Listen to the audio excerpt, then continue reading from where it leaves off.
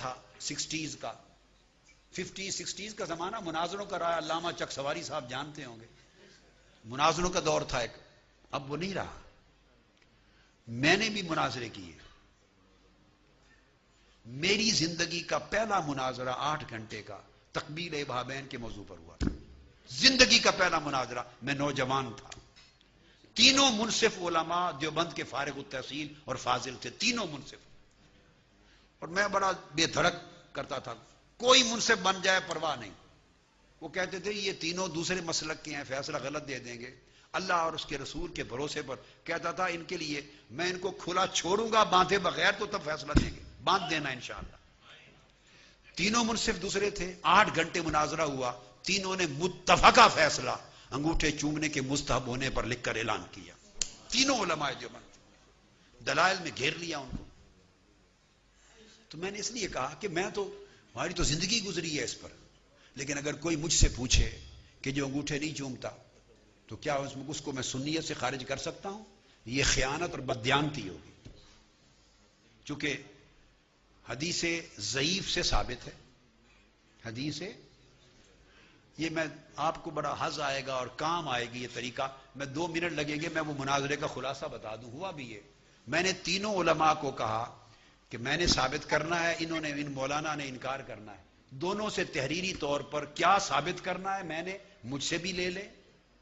انہوں نے کیا ثابت کرنا ہے ان سے بھی لے لیں. تحریر بند رکھ لیں اور اس کے بعد سنا دیں اور پابند کر دیں. جو لکھ کے عقیدہ دے دیا یہی ثابت کرنا ہوگا. میں نے لکھ کے دیا کہ تقبیل ابہامین آقا علیہ السلام کے اسم پاک اور درود پاک پر یہ حدیث ضعیف سے ثابت ہے، اور حدیث ضعیف پر فضائل اعمال میں عمل کرنا مستحب ہے اور عند الاکثریہ جمہور مباح ہے. سو جو انگوٹھے چومے آقا کے اسم پاک پر عمل کرے اسے گناہ کوئی نہیں، اور جو نہ چومے اسے بھی گناہ کوئی نہیں. یہ جائز ہے، جس کا جی چاہے چومے، برکت ہے. اگر کوئی نہیں چومتا تو وہ ترک واجب کا باعث. میں نے لکھ کے دے دیا.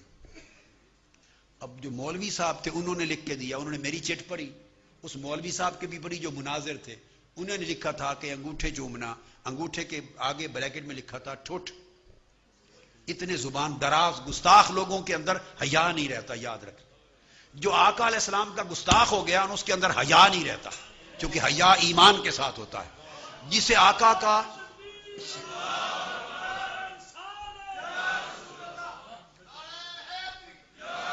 جسے آقا علیہ السلام کا حیا نہیں ہے اس میں ایمان تلاش کرنا بے وقوفی ہے.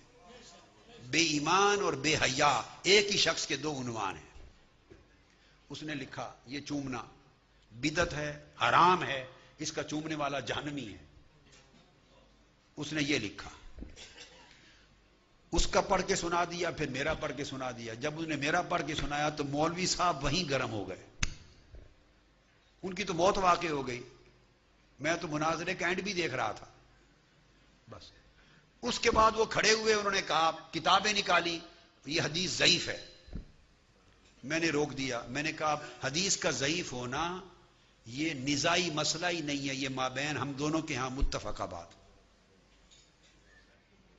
وہ جو کتاب اٹھائیں ثابت کرنا چاہتے تھے کہ یہ حدیث ضعیف ہے. میں نے دعویٰ میں لکھ کے دے دیا. تو میں نے کہا اس پر تو کوئی مناظرہ ہی نہیں ہے، میں نے خود لکھا ہے ہاں حدیث ضعیف ہے، اسے ثابت کرنے کی ضرورت نہیں. اب اس کے پاس پورے 8 گھنٹے کے لیے مناظرے کا کرنے کا کچھ بچا ہی نہیں. اس نے ثابت یہ کرنا تھا کہ ضعیف ہے. میں نے دعوے میں لکھ دیا ہاں حدیث ضعیف ہے. اب آگے لکھا تھا حدیث ضعیف پر عمل کرنا فضائل میں یا فضائل اعمال میں جائز ہے. میں نے کہا اس پر مناظرہ ہوگا.